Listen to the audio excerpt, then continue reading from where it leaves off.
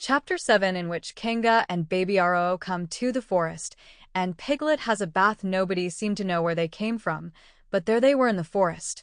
Kanga and Baby Roo.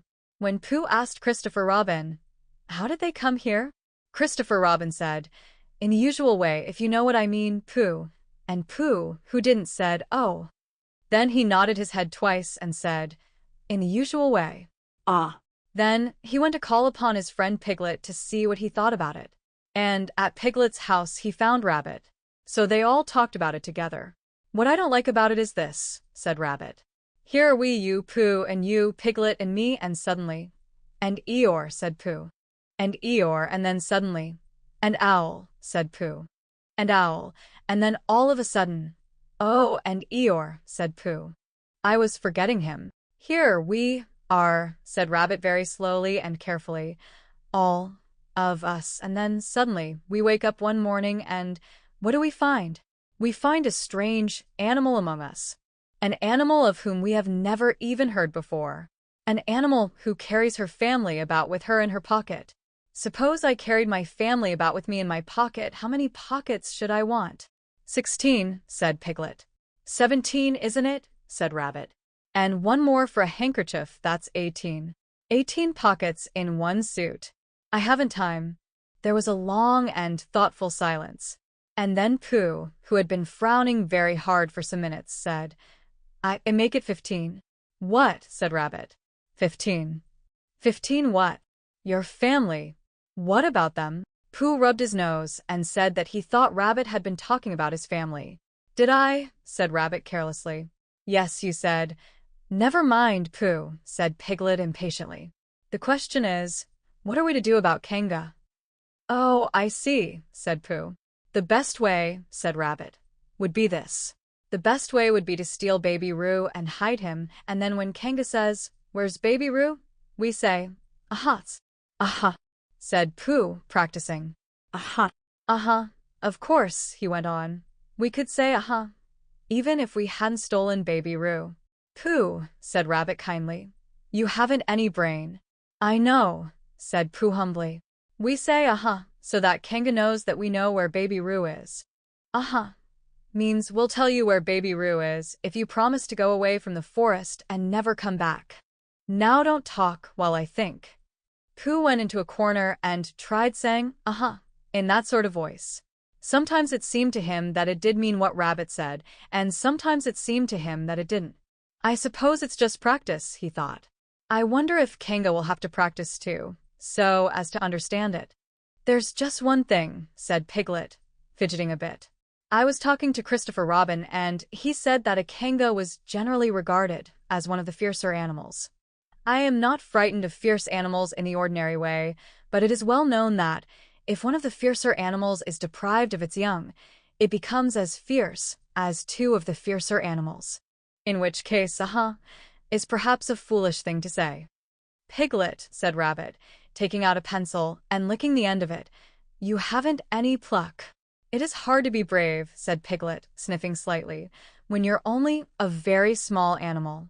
Rabbit, who had begun to write very busily, looked up and said, "It is because you are a very small animal that you will be useful in the adventure before us."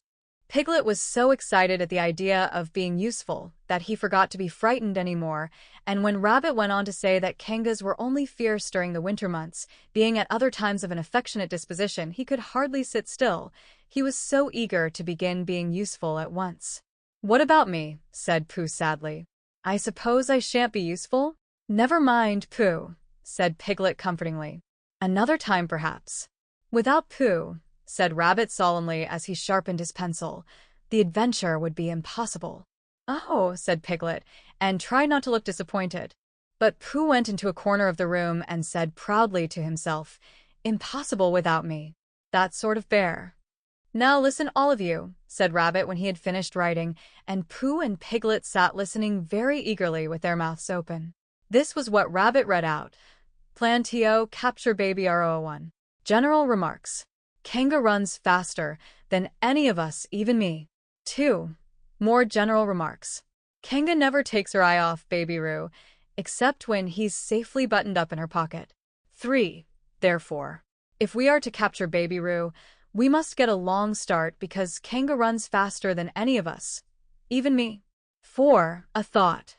If Roo had jumped out of Kanga's pocket and Piglet had jumped in, Kanga wouldn't know the difference, because Piglet is a very small animal. 5. Like Roo. 6. But Kanga would have to be looking the other way first so as not to see Piglet jumping in. 7. C2. 8. Another thought. But if Pooh was talking to her very excitedly, she might look the other way for a moment. 9. And then I could run away with Roo. 10. Quickly. 11. And Kanga wouldn't discover the difference until afterwards. Well, Rabbit read this out proudly, and for a little while after he had read it nobody said anything.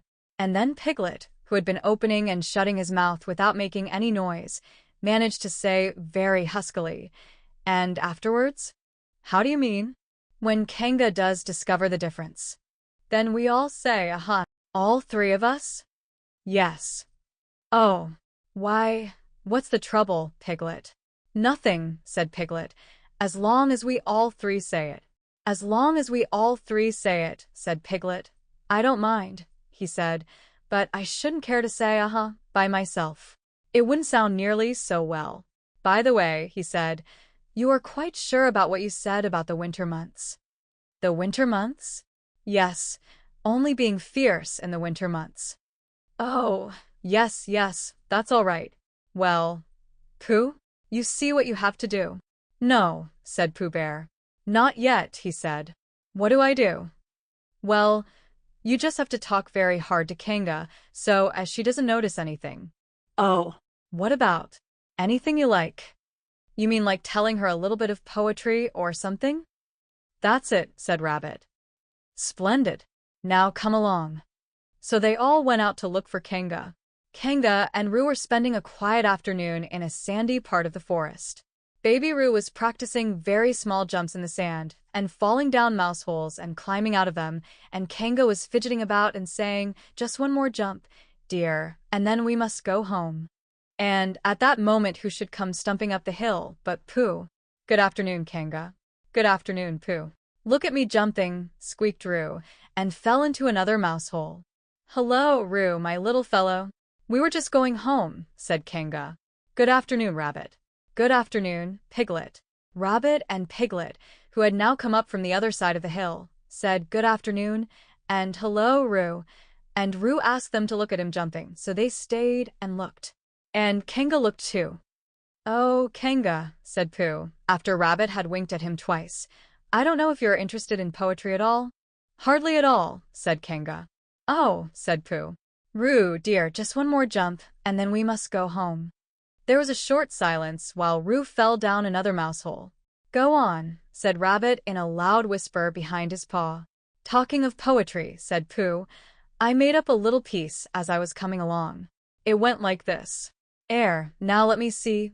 Fancy," said Kanga. "Now, Roo, dear, you'll like this piece of poetry," said Rabbit. "You'll love it," said Piglet.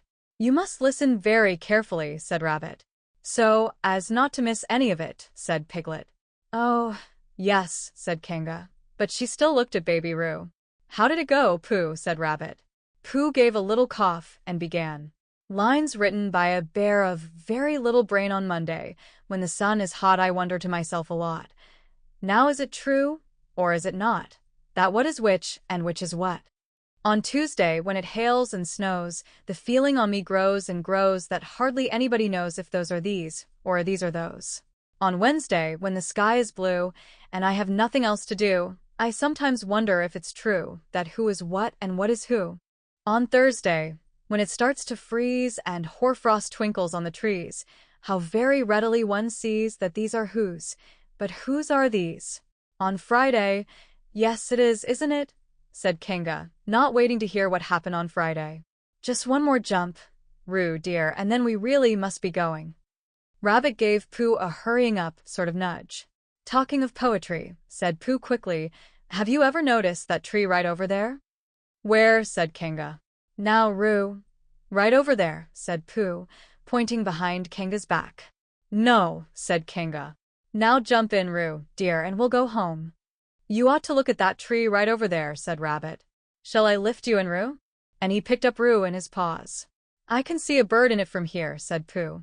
Or, is it a fish? You ought to see that bird from here, said Rabbit. Unless it's a fish. It isn't a fish, it's a bird, said Piglet. So it is, said Rabbit. Is it a starling or a blackbird, said Pooh. That's the whole question, said Rabbit. Is it a blackbird or a starling? And then at last Kanga did turn her head to look. And the moment that her head was turned, Rabbit said in a loud voice, "In you go, Roo," and in jumped Piglet into Kanga's pocket, and off scampered Rabbit, with Roo in his paws, as fast as he could. "Why, where's Rabbit?" said Kanga, turning round again. "Are you all right, Roo dear?" Piglet made a squeaky Roo noise from the bottom of Kanga's pocket. "Rabbit had to go away," said Pooh. "I think he thought of something he had to go and see about suddenly." And Piglet. I think Piglet thought of something at the same time. Suddenly. "Well, we must be getting home," said Kanga. "Goodbye, Pooh." And in 3 large jumps she was gone. Pooh looked after her as she went. "I wish I could jump like that," he thought. "Some can and some can't. That's how it is." But there were moments when Piglet wished that Kanga couldn't. Often, when he had had a long walk home through the forest, he had wished that he were a bird. But now he thought jerkily to himself at the bottom of Kanga's pocket, "This take, if a shell really, to flying I never it." And as he went up in the air he said, "Oh." And as he came down he said, "Ow." And he was saying, "Oh ow, oh ow, oh ow," all the way to Kanga's house. Of course, as soon as Kanga unbuttoned her pocket, she saw what had happened. Just for a moment, she thought she was frightened, and then she knew she wasn't, for she felt quite sure that Christopher Robin would never let any harm happen to Roo. So she said to herself, "If they are having a joke with me, I will have a joke with them." "Now then, Roo dear," she said, as she took Piglet out of her pocket. "Bedtime." "Aha," said Piglet, as well as he could after his terrifying journey. But it wasn't a very good aha, and Kanga didn't seem to understand what it meant. "Bath first," said Kanga in a cheerful voice. "Aha," said Piglet again, looking round anxiously for the others. But the others weren't there. Rabbit was playing with Baby Roo in his own house, and feeling more fond of him every minute, and Pooh, who had decided to be a Kanga, was still at the sandy place on the top of the forest, practicing jumps. "I am not at all sure," said Kanga in a thoughtful voice, "that it wouldn't be a good idea to have a cold bath this evening. Would you like that, Roo dear?" Piglet, who had never been really fond of baths, shuddered a long indignant shudder and said in as brave a voice as he could, "Kanga, I see that the time has come to speak plainly." "Funny little Roo," said Kanga, as she got the bath water ready. "I am not Roo," said Piglet loudly. "I am Piglet." "Yes, dear, yes," said Kanga soothingly, and imitating Piglet's voice too. "So clever of him," she went on, as she took a large bar of yellow soap out of the cupboard. "What will he be doing next?" "Can't you see?" shouted Piglet. "Haven't you got eyes? Look at me." "I am looking, Roo dear," said Kanga rather severely. "And you know what I told you yesterday about making faces. If you go on making faces like Piglet's, you'll grow up to look like Piglet, and then think how sorry you'll be. Now then, into the bath, and don't let me have to speak to you about it again." Before he knew where he was, Piglet was in the bath, and Kanga was scrubbing him firmly with a large lathery flannel. "Ow!" cried Piglet. "Let me out. I'm Piglet." "Don't open the mouth, dear, or the soap goes in," said Kanga. "There. What did I tell you?" You did it on purpose," spluttered Piglet, as soon as he could speak again. And then accidentally had another mouthful of lathery flannel. "That's right, dear. Don't say anything," said Kanga, and in another minute Piglet was out of the bath and being rubbed dry with a towel. "Now," said Kanga, "there's your medicine and then bed." What medicine?" said Piglet. "To make you grow big and strong, dear. You don't want to grow up small and weak like Piglet, do you? Well, then." At that moment there was a knock at the door. "Come in," said Kanga, and in came Christopher Robin. "Christopher Robin, Christopher Robin," cried Piglet. "Tell Kanga who I am. She keeps saying I'm Roo. I'm not Roo, am I?" Christopher Robin looked at him very carefully and shook his head. "You can't be Roo," he said, "because I've just seen Roo playing in Rabbit's house." "Well," said Kanga, Fancy that. Fancy my making a mistake like that. There you are, said Piglet. I told you so. I'm Piglet. Christopher Robin shook his head again. Oh, you're not Piglet, he said. I know Piglet well, and he's quite a different color.